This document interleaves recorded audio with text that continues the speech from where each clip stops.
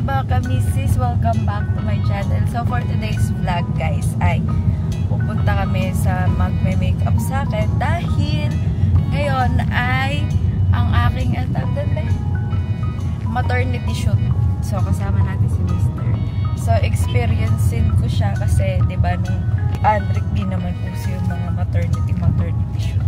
So nag-decide ako na try natin siya para maka-experience lang ako ng maternity shoot. So dalawa yung outfit ko.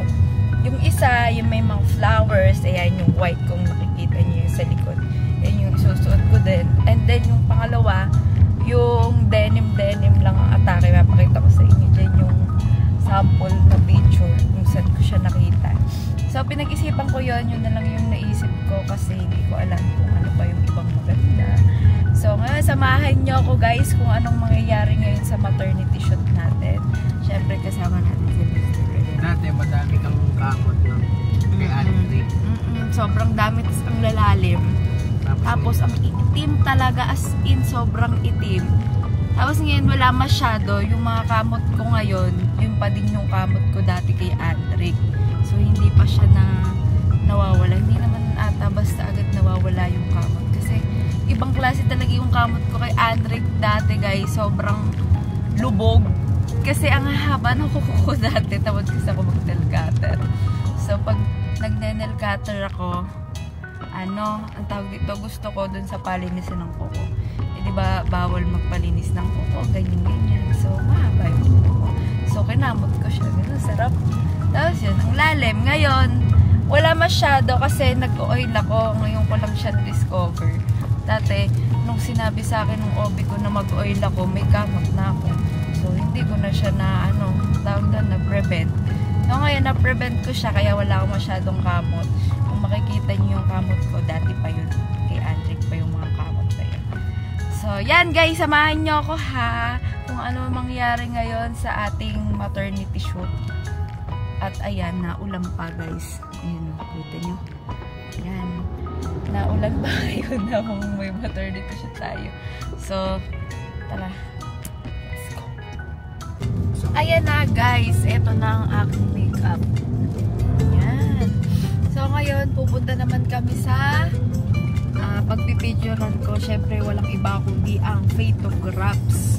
Sa Ternate branch kami guys. So, makikita nyo dun. Kasi, may pinaset up ako ng mga flowers para yun yung gagamitin ko sa picturan. And then, syempre si Mr. Leo kasama. Sasama natin. Tapos, yun na. Hanggang sa matapos tayo doon, guys. Tingnan nyo. Sana maganda yung kalabasan.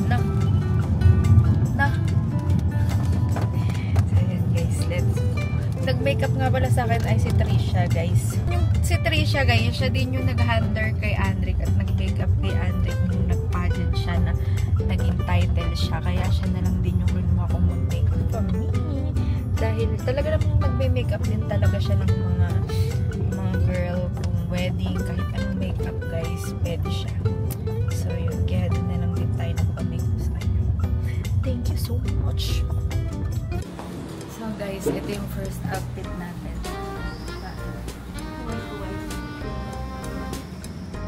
Satisfy ang may-ari ng photographs, guys. Diba? Cute? Cute, see? Dahil babae, it's on flower.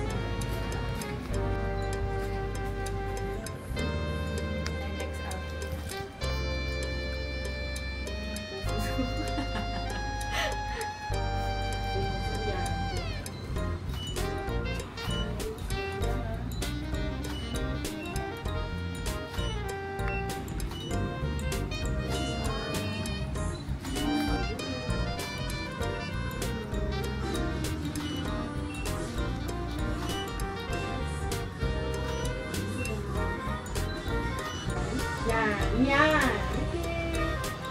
One, two, three.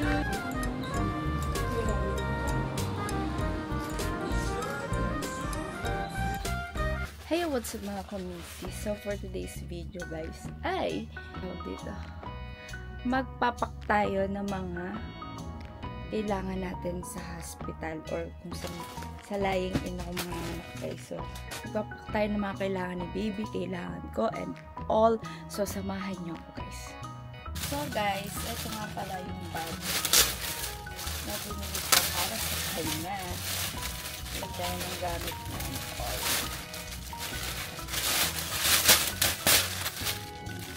Bumili ako ng anelo. Diba? Ang laki. May ganito ko. Hindi ko alam kung nasa na siya. So, bumili na ako ng bago.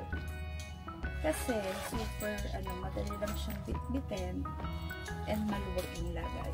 And madami siyang, ayan, may mga zipper pa siya dito sa likod. Tapos, pwede din siyang ilagay sa, pwede din siyang ilagay sa maleta. Ngayon ko lang nakita yun. Ayan o. Diba? Ayan. Lalagay ko siya dito. Wait lang. Lalagay natin ng label. Ito, going home. Pentel pen. Going home.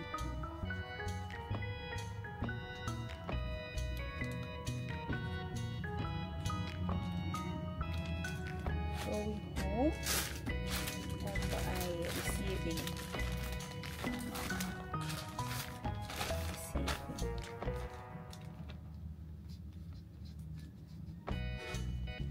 Alam kung tama yung spelling ko. Extra 1. Extra 1. Extra 2.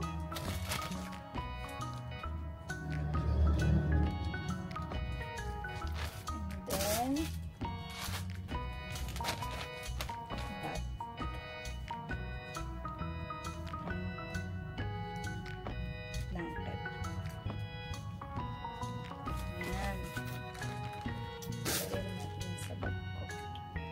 And then, ito yung for mama. For mama! Ito, yung napkin pants. Tatlo lang pinala ko. Ito na yung 3. Puro large lang kasi hindi ko pouch. Alcohol. And ito, Betadine Feminine. Di pa ako nakabili pala ng Betadine na Betadine talaga. Tapos yung talaga naman tissue. Then itong bote na ugasan ko ito yan. Ayan. Ito for me. Ito lang ba yun? Ito lang ba yun?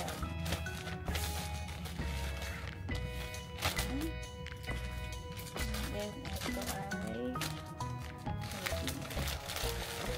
ayan. Yun na. Guys, ay hindi, lagay natin dito. Sana kasya siya, pero meron pa akong isa. Ito, binili ko din to para gamitin ko sa kanya. Diba? Dalawa yung bag na binili ko para sa kanya.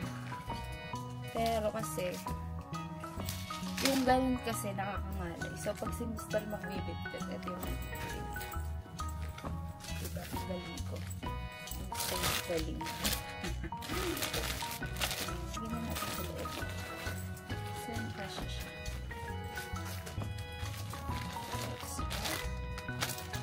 Extra.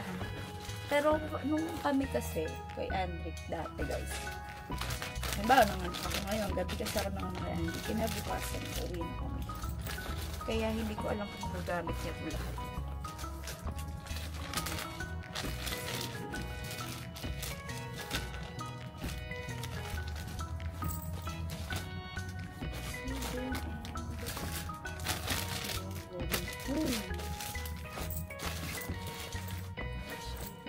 Na. Di na kasya. Hindi pa lang. Puno na.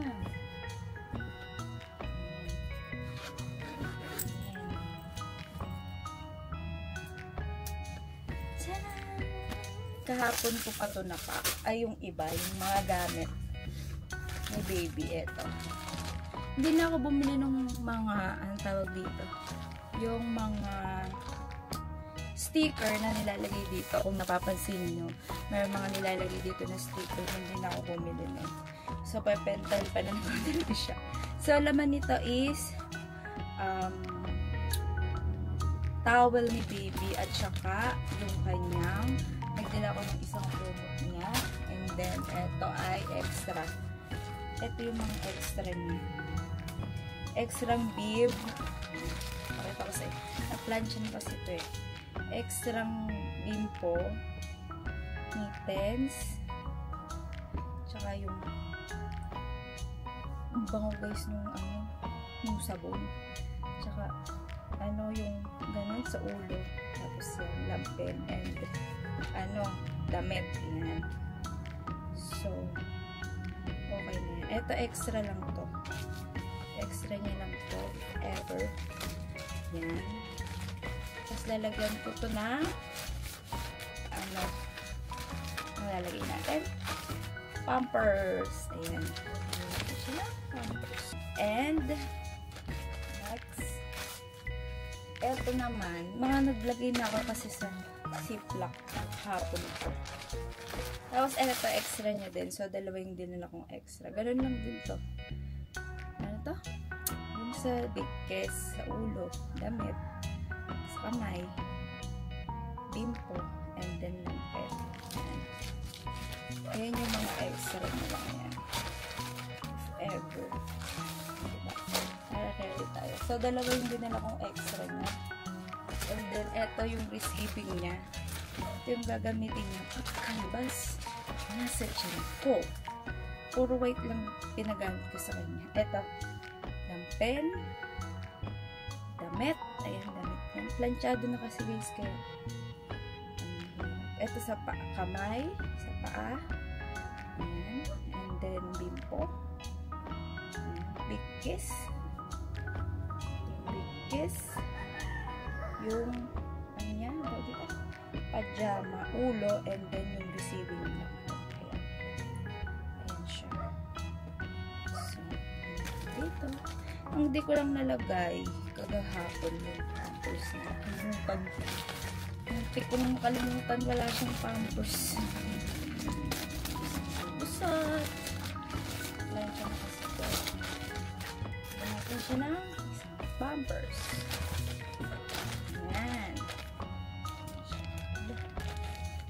So, yung receiving. Tapos, ito yung going home niya. Ayan, no? Cute yan.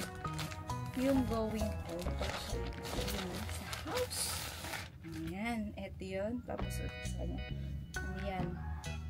Ano yan overall. Tapos, ulo. Kamay. Meron na kasi ito sa paa, guys. Big kiss. Siyempre. Bimpo again. Ang kala mo. Laway yun eh. Nasabi ni mama, ang dami bimpo, laway ba yan? Tapos lampen. Tapos receiving blanket. Kulay pink din. So pag uwi niya guys, pink naman talaga. Ang baby na yan. Tapos lalagyan natin siya na eto. Pampers. Guys, dati, hindi, parang, hindi ko alam ba kung nagganto. O, parang nagganto ako. Hindi ko na matandaan eh. Yung kay Andre. Hindi, dinalalang lahat yung spray. Yung bag. Kasi nilagay ko lang sa isang bag lang.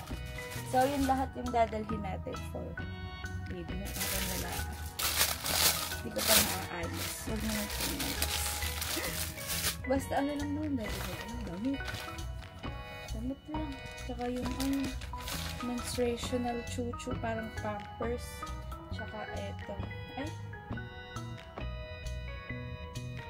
Eto, betadine. Yun lang naman. Ang dadalhin ko, diba? Kasi mali mo may tahi ako. So, ready ako sa betadine. Feminine wash to. May bili pa ako ng betadine. Tapos yung alcohol, meron din ako dyan. Diba? Yan naman yung kailangan ko. And then, magdadala ako ng ano to? Shampoo. Shampoo niya. Kailangan to, diba? Tapos eto yung pag pumupo siya. Kahit na huwag na ito no? Hindi ko na ito dalhin. Ito na lang, fresh change. Kasi may wipes naman siya. Ito na, wipes na lang muna siya doon. Wipes. And then, extra counters. Etong cotton balls, if ever. Hindi naman siguro ito kailangan. Kasi may wipes na. What do you think? Hindi ko rin alam. Basta yan. Tsaka ko na yung hindi ko na muna yung dadalhin. Ito mga sa breastfeed ko to. Sana magka-gatas may para magpa-breastfeed. Tapos extra pampers. Yung pampers na EQ. Kasi si Adric EQ dry yun. Tsaka pampers lang yung pinagamit ko sa kanya. Nung baby siya, EQ dry. Pero nung lumaki na siya, pampers na. Kasi yung pads na pampers. Kasi malipat na siya. Ang hirap niya nalagyan ng ganito yung debate. Kaya nilipat ko siya sa pampers na. So, ilang extra na din natin. Siguro 4 lang. Hindi ko alam kung ano kailangan. Pero, alcohol nandun. And then, magdadala din ako ng bote. This one. Kasi yung kay Andre, wala akong gatas nung pinanganak ko siya. So, nagdala ako ng bote. Or, ewan ko kung anong ginawa ng mister. Basta pagkapanganak ko, hindi ko na alam ang nangyari. Eto, magdadala na ako ng bote for extra. Just in case wala pang laman ng araw na alam nyo na. Bote, and then mga alcohol. Yun na lang. Ang ipapak natin, guys. So, yan. Guys, yung akin, madali lang naman. Gamit lang naman yun. Tsaka mga ano lang naman, betadine. So, yan, guys. As yung mga documents na lang mamaya, ipapak ulit sila. And then, yan, guys. So, comment nyo kung meron pa ako nakalimutan na ipak na hindi ko na maalala. So, yan, guys. Bye! Ay, excited na ako dito.